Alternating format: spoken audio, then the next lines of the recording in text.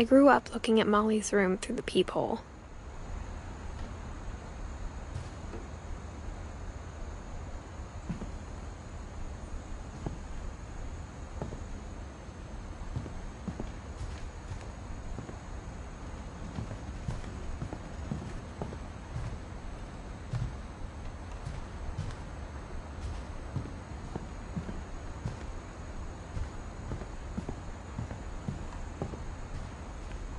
I got the sense Edie had spent a lot of time here, before my mom sealed the doors.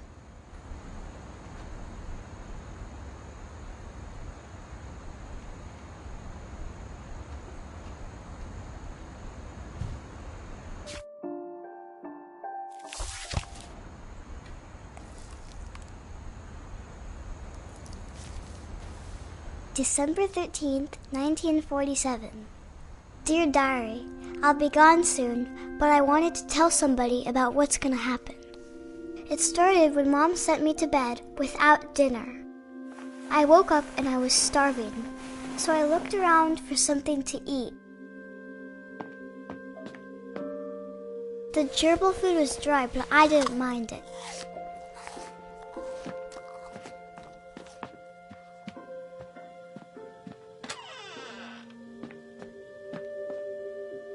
I kept eating and eating.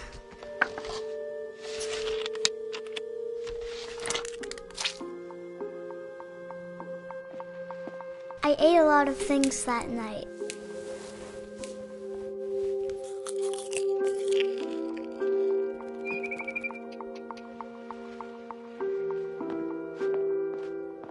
Then I heard chirping outside my window. It was a barn swallow going back to her nest.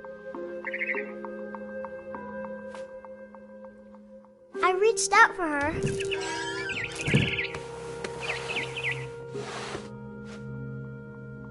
And suddenly, I was a cat.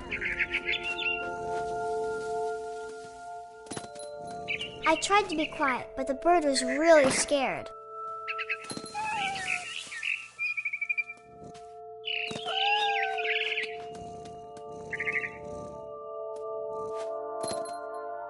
Mom and Dad didn't even look at me.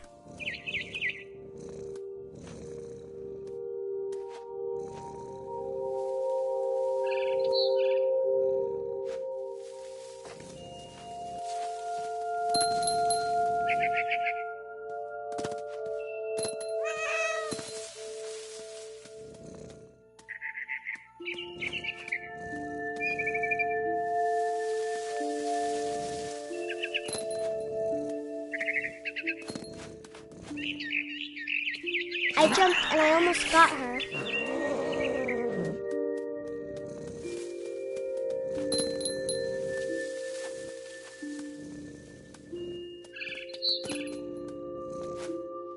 I could tell she was getting really tired.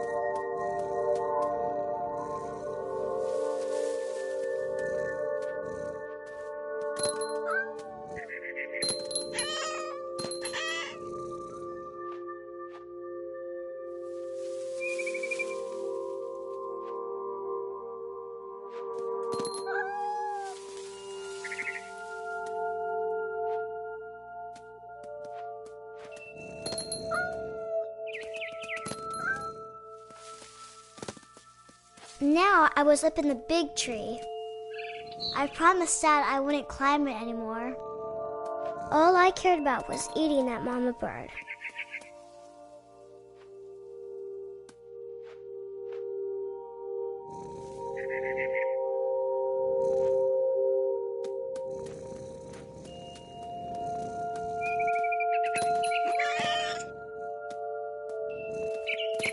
I gobbled her up. And suddenly, I was an owl. First, all I heard was the wind. Then I heard little teeth nibbling in the grass.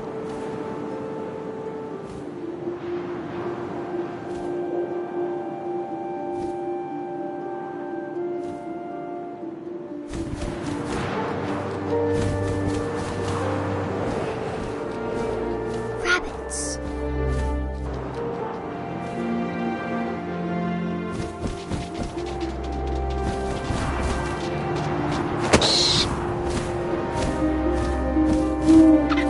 I imagined his face looking up and seeing mine through my talons. I swallowed him up, and I didn't chew one bit. Then I flew off to find something bigger.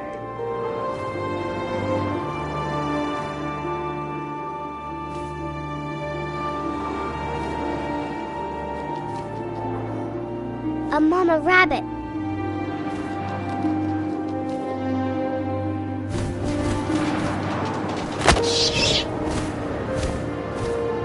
She was almost too big to carry. I started choking, but I couldn't stop eating. And suddenly, I was a shark.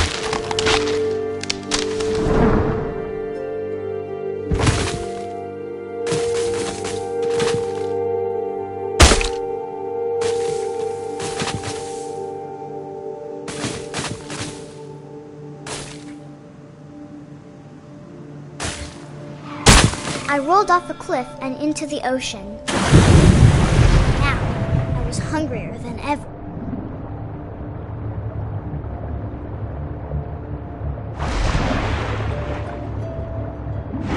I wanted fat, juicy seeds. I tore off her flipper, and it tasted really good.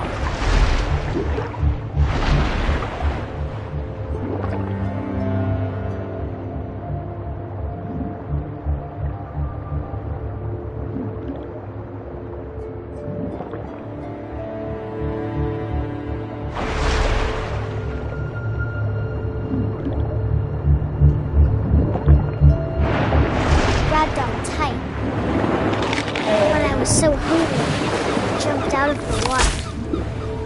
When I opened my eyes, everything had changed.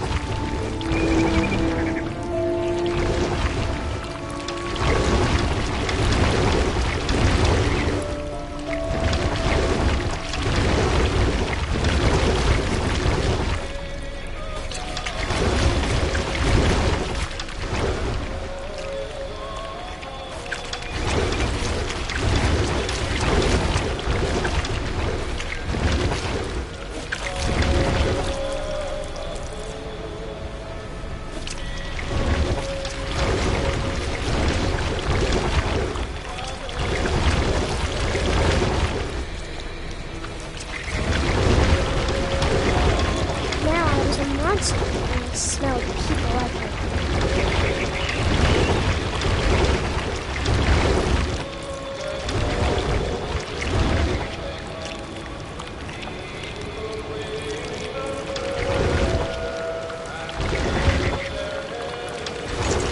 I was big, but I moved real quiet.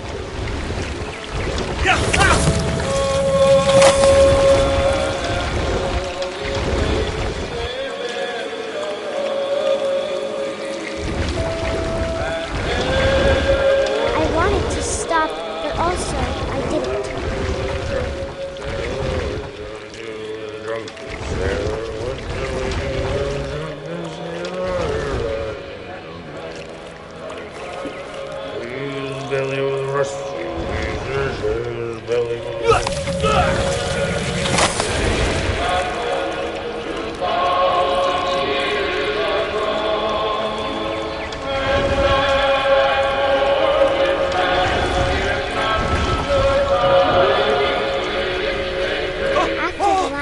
messenger, I was still hungry. And to cross the water, we smelt something new. Something I had to have, so I swam towards it.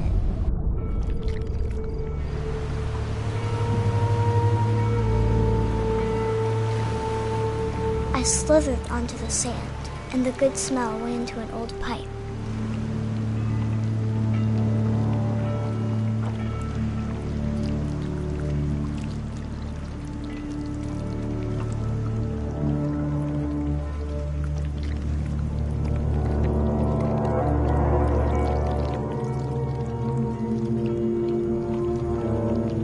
I got closer and closer.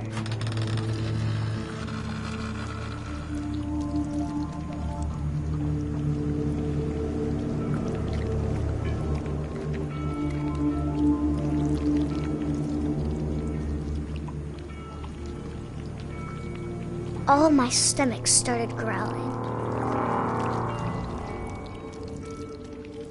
And suddenly, I was me again. I held my breath for a long time, but I couldn't hear anything. I think it's waiting for me to fall asleep. But it's not going to wait much longer. It needs to feed, and we both know I will be delicious.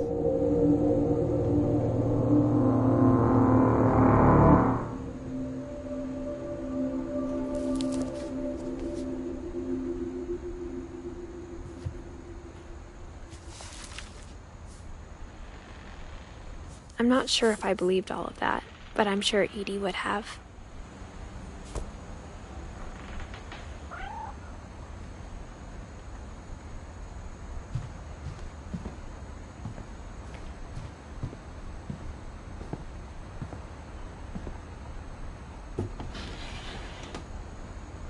Molly's gerbil had a tiny bedroom with its own even tinier gerbil cage.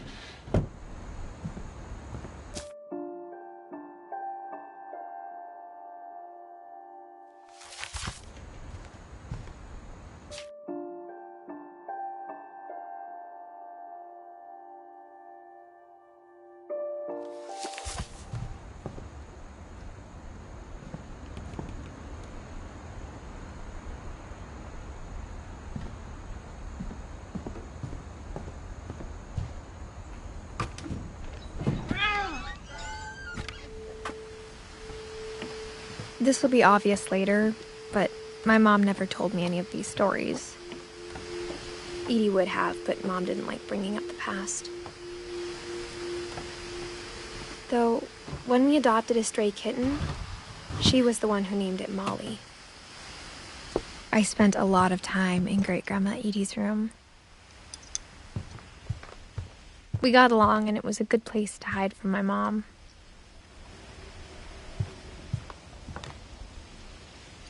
When Edie told people Sven was killed by a dragon, she could also have said he was building a dragon-shaped slide that collapsed. She could have, but she didn't.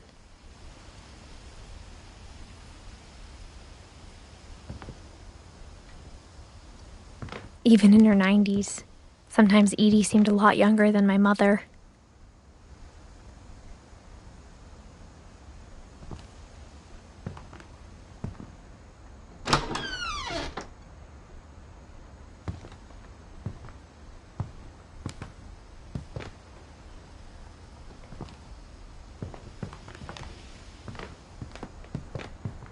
The only trace Grandpa Sam's first wife, Kay, left on the house was the pink bathroom. It was a pretty big trace.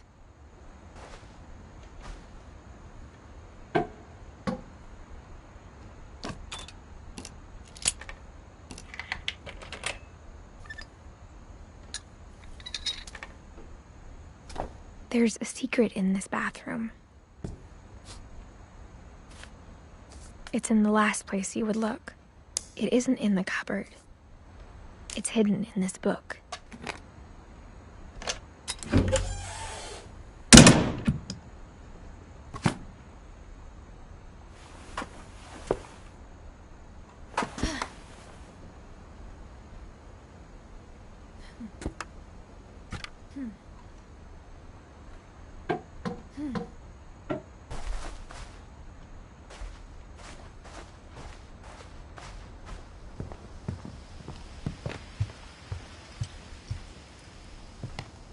Her room was like a museum.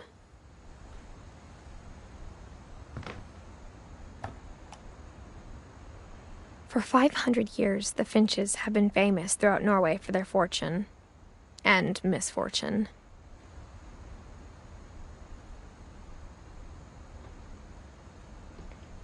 Edin Flinch buries the latest victims of the family curse, his wife Ingeborg and their newborn son, Johan. On January 7th, 1937, he set sail with his family and his house, hoping to leave the curse behind. But 40-foot waves off the coast of Washington send the house and Odin to the bottom of the sea. Odin's daughter Edie, with husband Sven and baby Molly, step ashore on their new home, Orcas Island. Edin Flinch is the first to be buried in the new family cemetery. His daughter Edie is already dreaming of a new Finch house.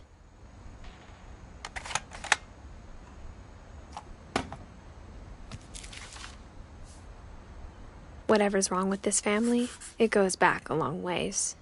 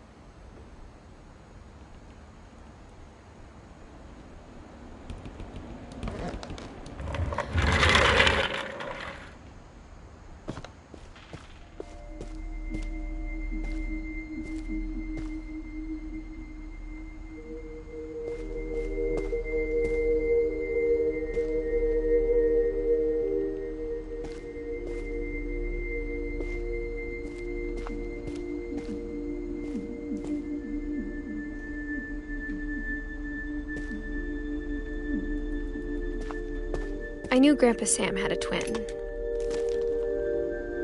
and that he never talked about him.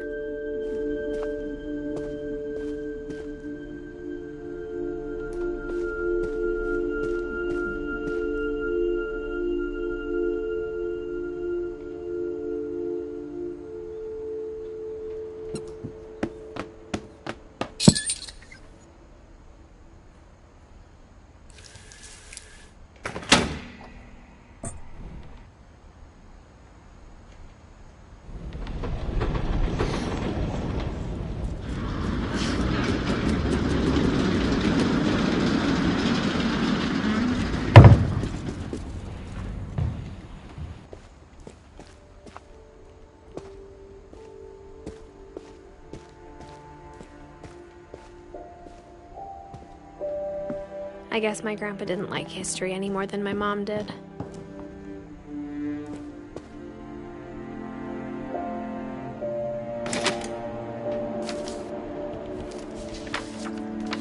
How I Want to Remember My Brother by Sam Finch. The thing I remember is that when he made up his mind, that was it.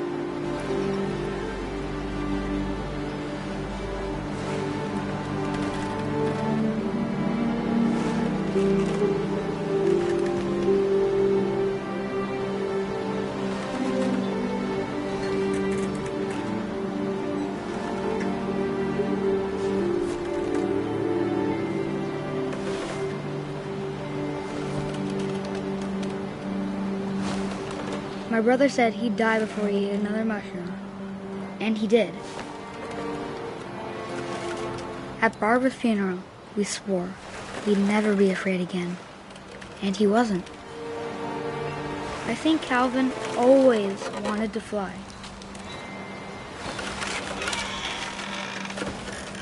Sam! Calvin! Dinner's ready! Coming!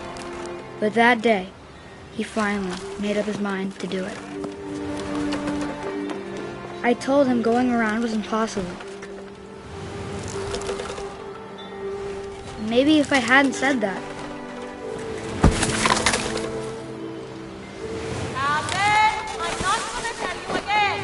Maybe if the wind hadn't picked up, then maybe he'd still be here. But I doubt it. I think he'd already made up his mind. That's what I want to remember about my brother.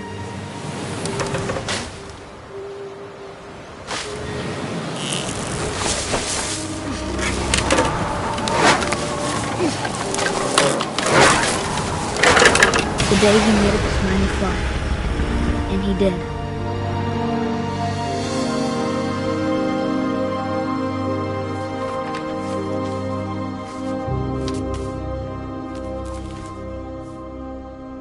Calvin's story felt strangely familiar. When I was younger, I remember trying to do the exact same thing.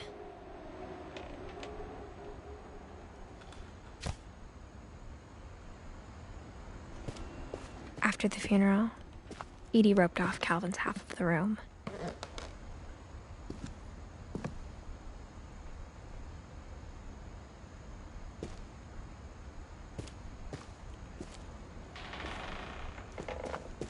Mom said Grandpa Sam enlisted at 18 and never set foot in the room again.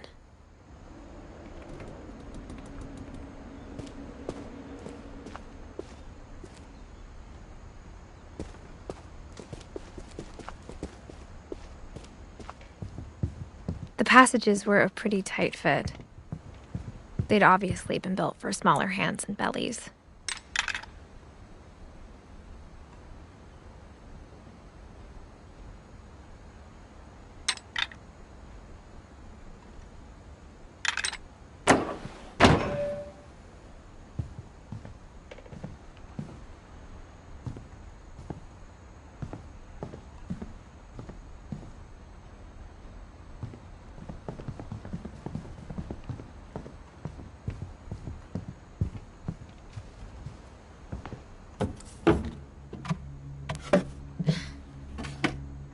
Growing up, I always thought of Barbara as a child star.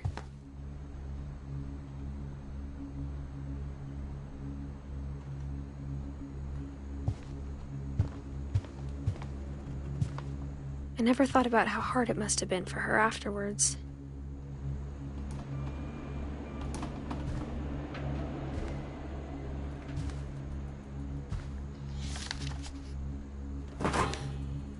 Of all the stories people wrote about Barbara's death, I'm surprised Edie saved this one.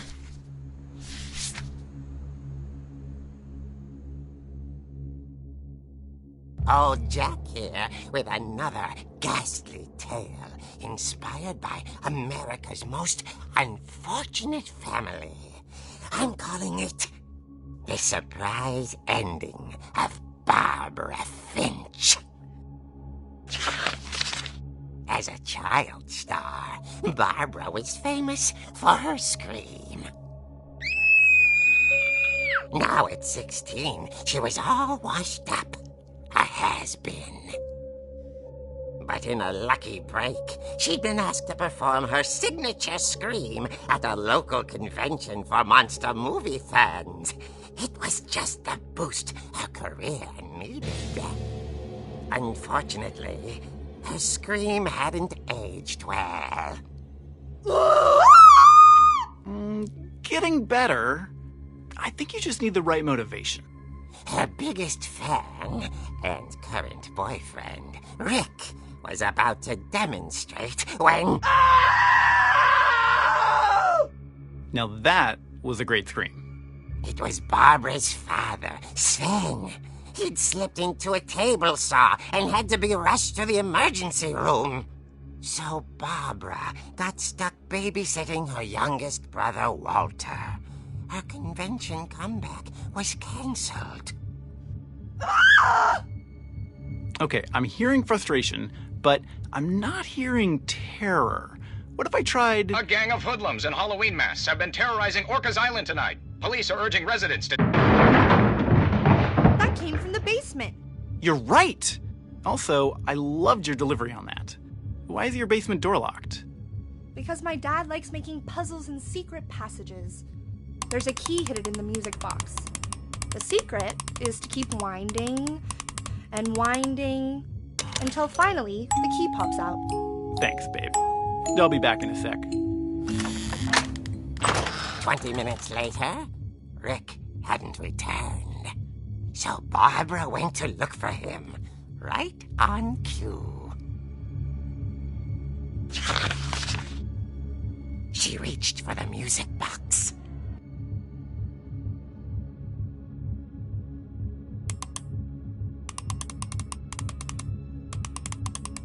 And as she wound the key, she listened for Rick, but the house was silent.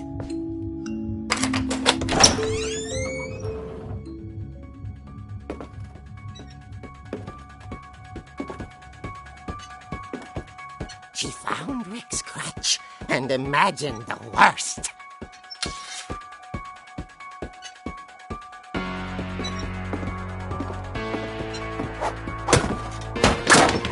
The gang's leader is the infamous Hookman killer, Dr. Carl Hamill, who impaled and then ate his family 10 years ago tonight.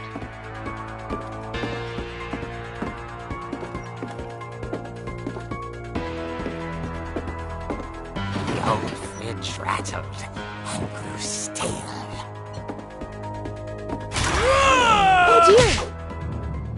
Oh! Rick?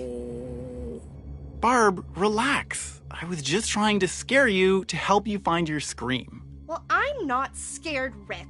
I'm furious. Then act furious. All I'm getting from you now is that you're hurt and confused and She threw him out, but she kept a little something to remember him by. Barb, have you seen my other crutch? And she was still holding it when she fell asleep watching the late picture show. Hours later... Barbara! Walter, what's going on up there? Ah! Okay, I'm coming up, but if this is a trick, you're dead, Walter.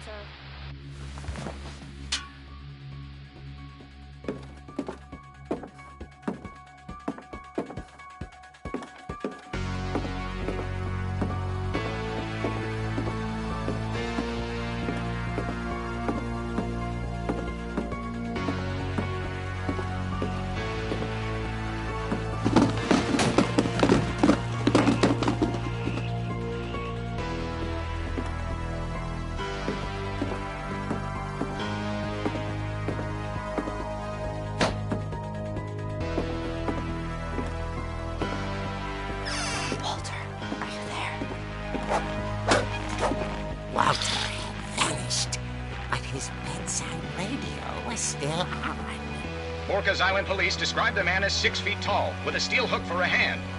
Residents are urged to lock all doors and windows and notify the police of any suspicious activity. Barbara turned, saw the hook man, and was speechless.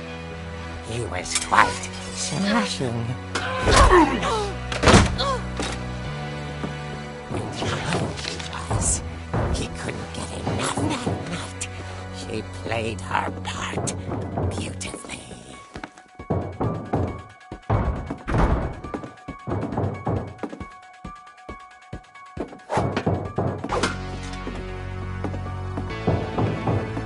She thought about abandoning Walter, but just couldn't do it.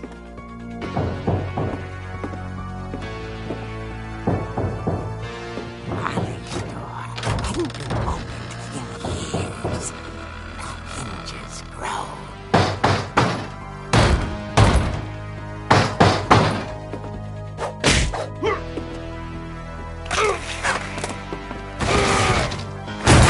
He wasn't moving, but she sensed the story might not be over yet.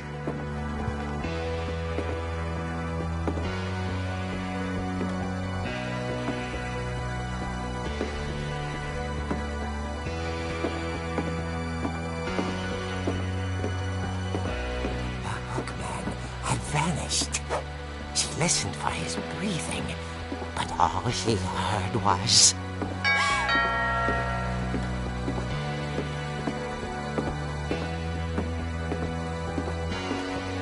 At the door, she heard whispering. was coming from inside the house.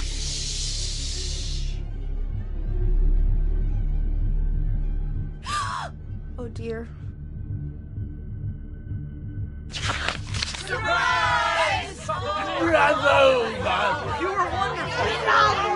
monsters had come to surprise her.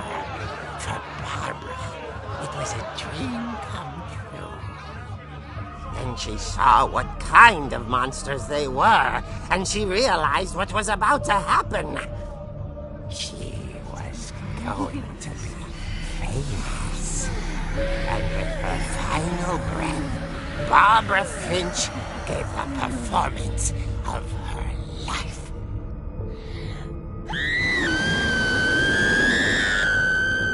I wasn't there myself, but I hear Barbara was magnificent. Poor girl. She had a taste for stardom. But unfortunately, so did her fans. Of course, the police blamed it all on poor Rick, who disappeared the same night. And little Walter? Hiding under his bed the whole time. He took it all pretty hard, but that's another story. As for Barbara, tucked inside the music box was all they ever found of her. Her ear. Now that's what I call a real eerie tale.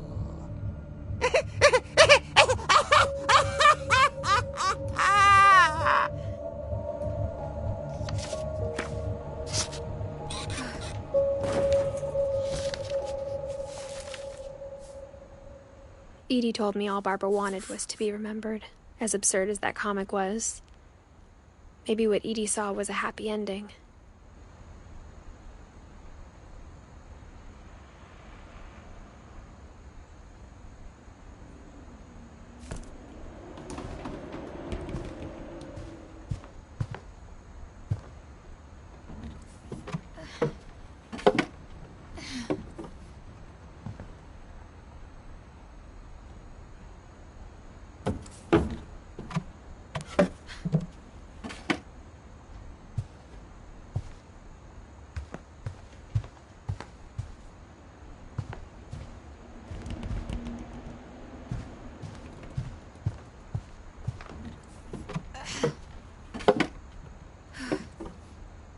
I guess now I know why Mom didn't like me playing with the music box.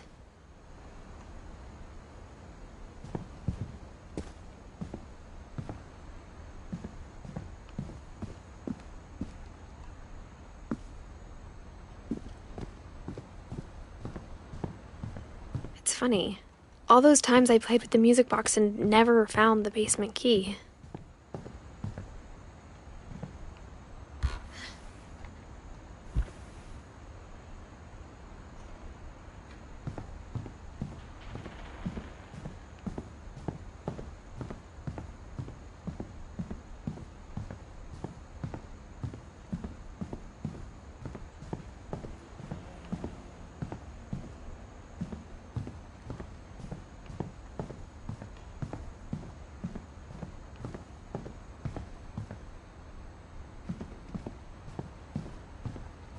I wonder if that comic was right about there being a key inside the music box near the basement.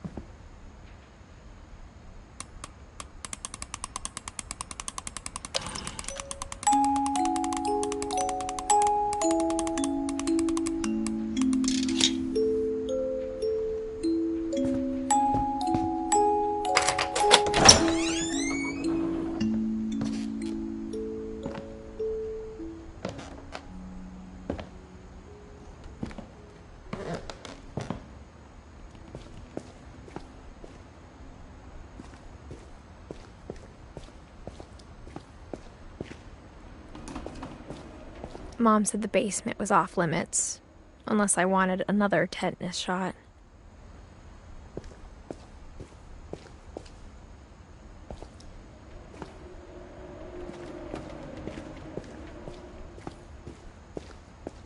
I saw Edie sneak down to the basement once, carrying packages.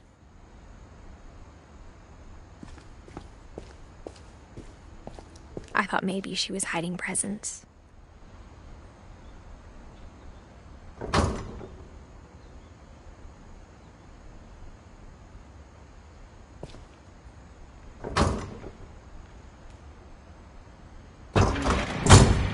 It turned out she was hiding a lot more than that.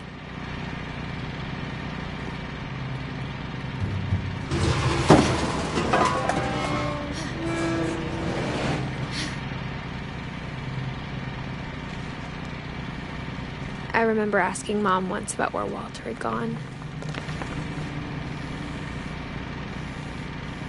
She said after Barbara died, he got as far away as he could.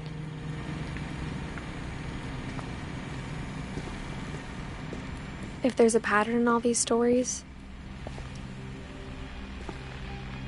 I think it's that none of us has gotten very far.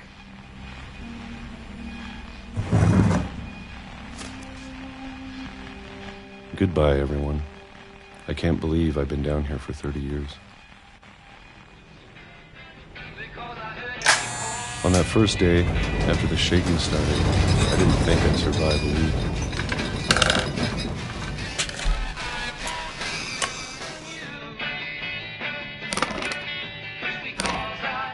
But after a few days, I settled into a routine. That's what kept me sane. Having a schedule, living for today. I always expected to be dead tomorrow. But if you wait long enough, you get used to anything.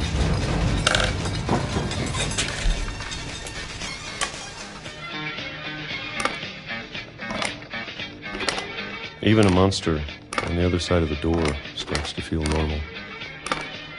Almost friendly.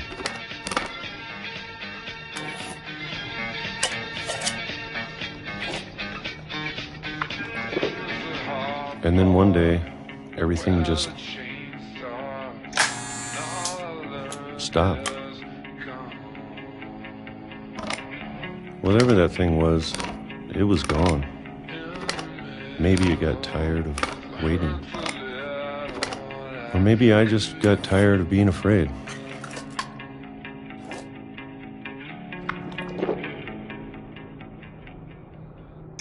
It's been a week now, the longest in 30 years.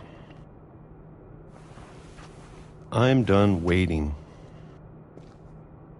I have to leave while I still can.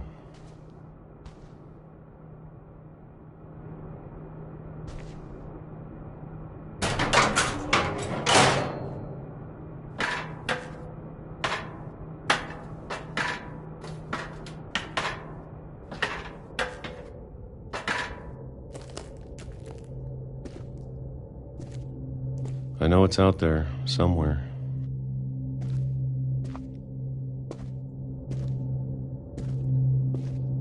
Whatever killed Barbara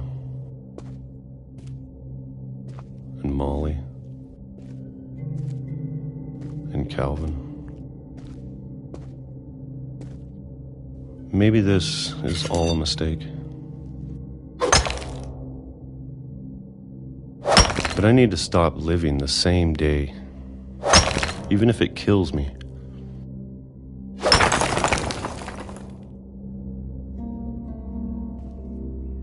Whatever's out there, I want you to know I'm ready for it. I'm going to appreciate all of it, especially the food. I don't mind if I only have a year left. Or a month. Or a single week. I'd be happy with one new day. I can already imagine the sun on my face.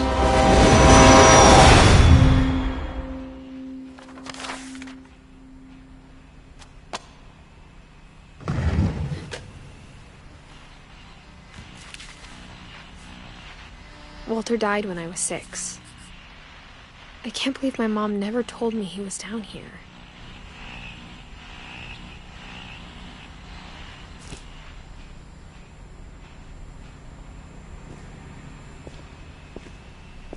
I'm sure my mom was trying to protect me.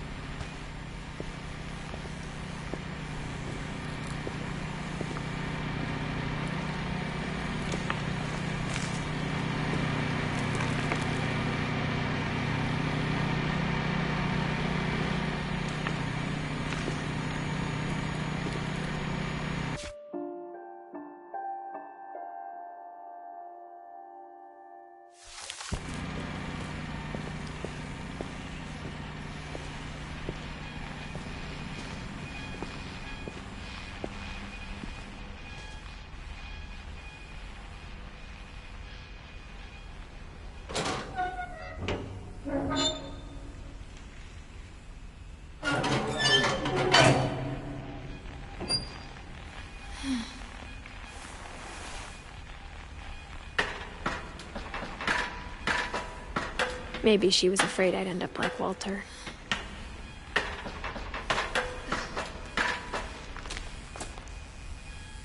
But if she never told me about an uncle under the house, I can only imagine what else she was hiding. I don't want to make the same mistakes she made.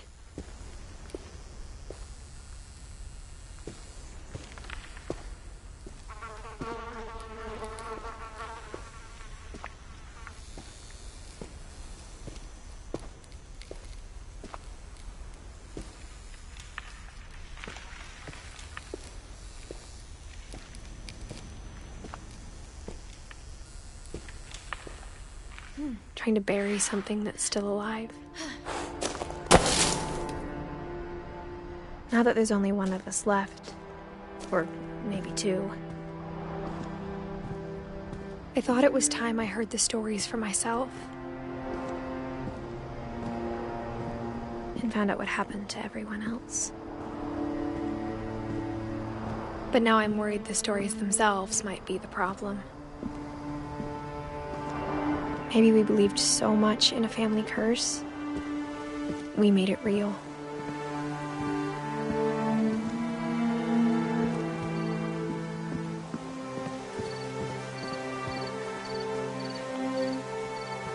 I don't know if I should even be writing this.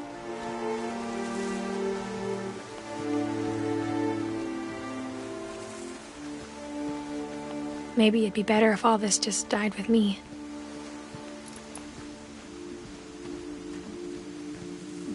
But I thought you should know about your family.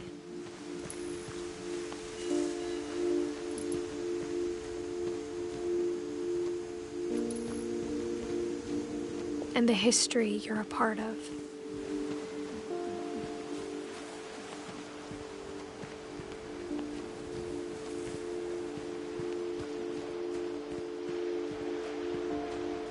Though to be honest, I feel as lost as you probably do right now.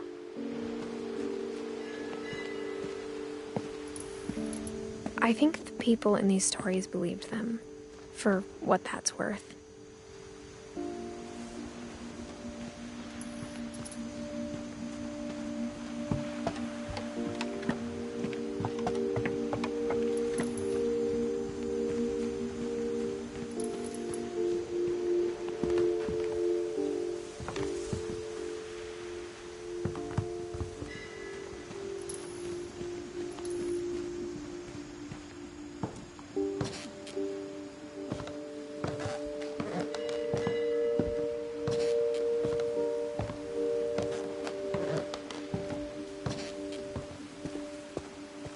And when you look at the house, that history of imagination and stubbornness and madness, any of it seems possible.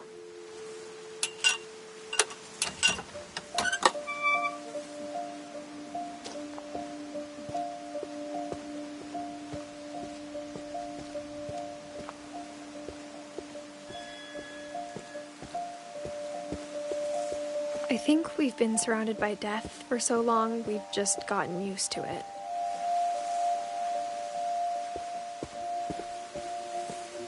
What kind of family finishes building a cemetery before starting the house?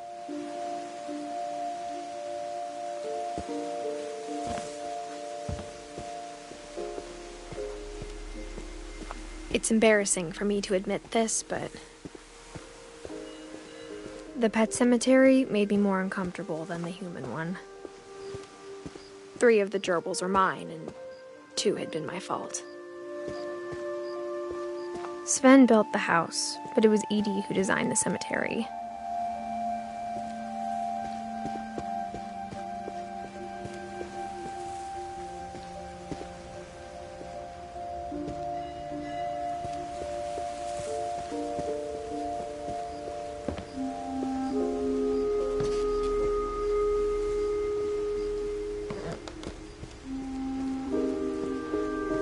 I'm sure Odin's monument had been Edie's idea. My mom was always trying to move on, but for Edie, the past never went away.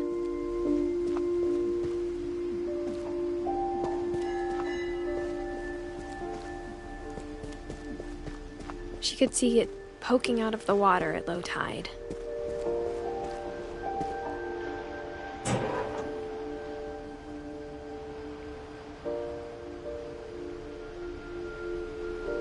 Edie said she dreamed about the old house every night.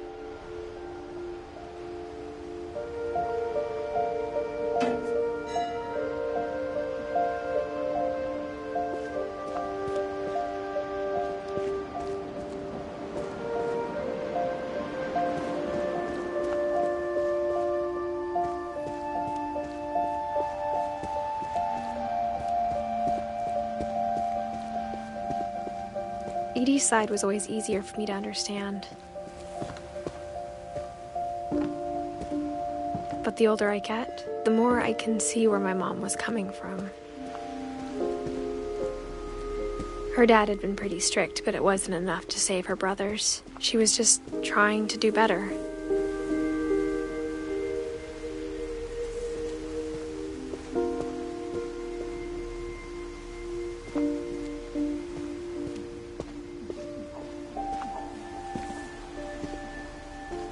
She lost 2 of her brothers, just like I did. I get why she tried so hard to protect us.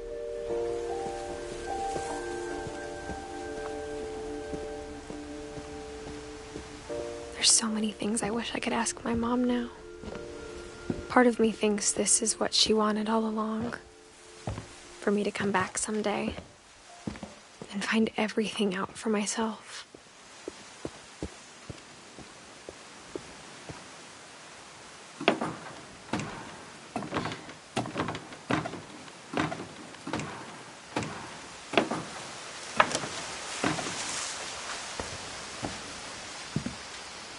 But looking back on it now,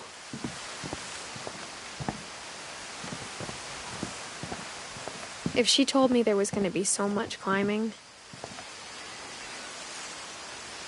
I never would have come when I was 22 weeks pregnant.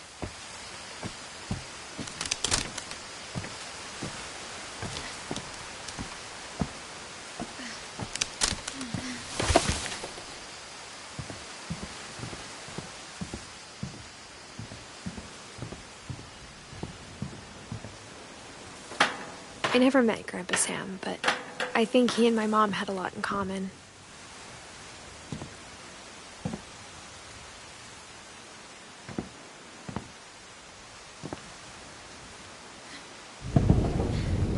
They were both pretty intense.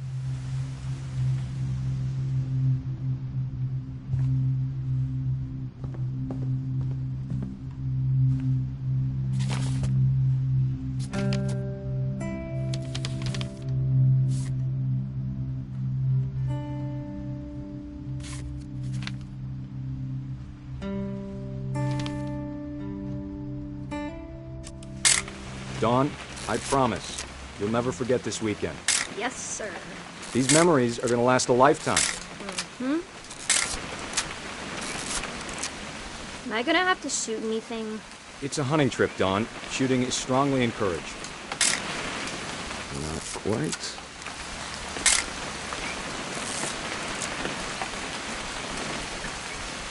What?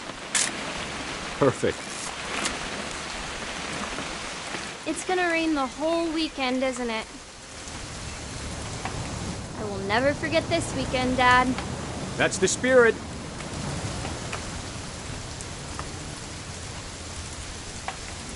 Smile, Dawn. Please just take the damn picture. Hey, language. Okay, got it. I'm gonna take some pictures, okay? Just be careful. That camera's older than you are.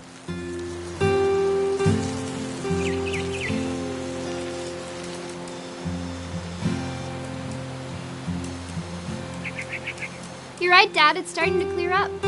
Still freezing, though.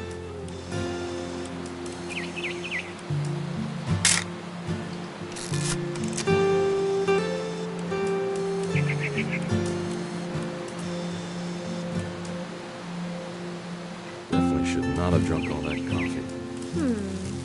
Hold still while I take a picture of you. I definitely... Hey! That's a keeper. Nothing quite like being outside.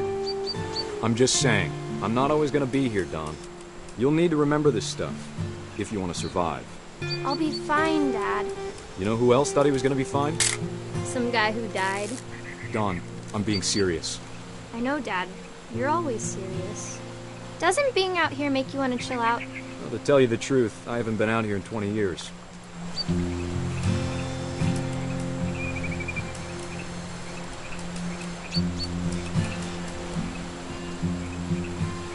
Last time I was with my brother. Dawn, don't you think you could find something more interesting to photograph? You don't need to waste any more film on me, kiddo.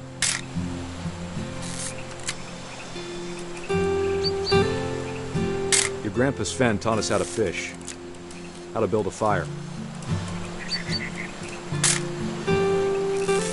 We found an old logging trail. There were deer everywhere.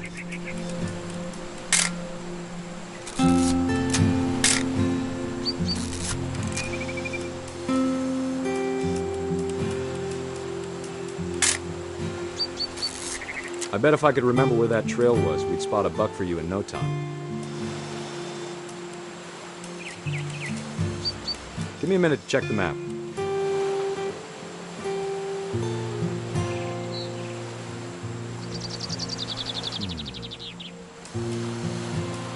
Dad! Good eyes, Dawn.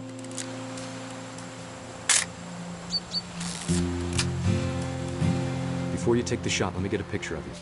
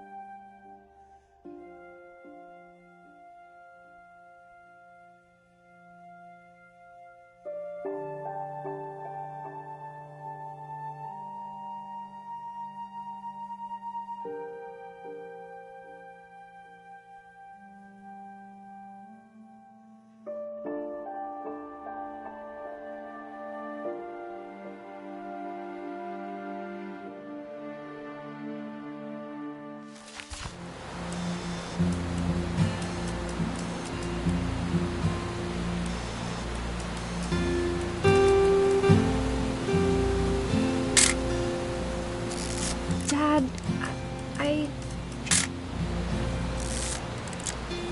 Let me get behind you. do I have to do this? Dawn, you don't have to do anything. But if you want to survive... Great shot, Dawn!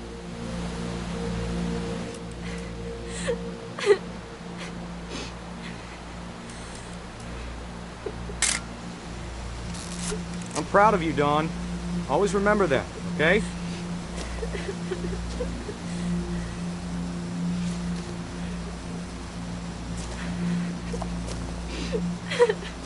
Sorry, Dawn. Just gotta reset the timer.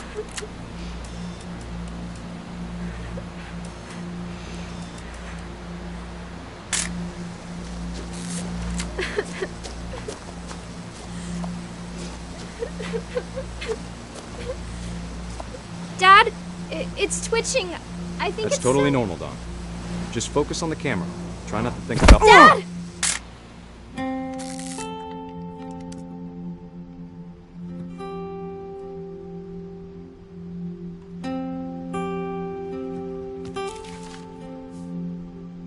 Of all these stories, that's the one I wish most that my mom had told me.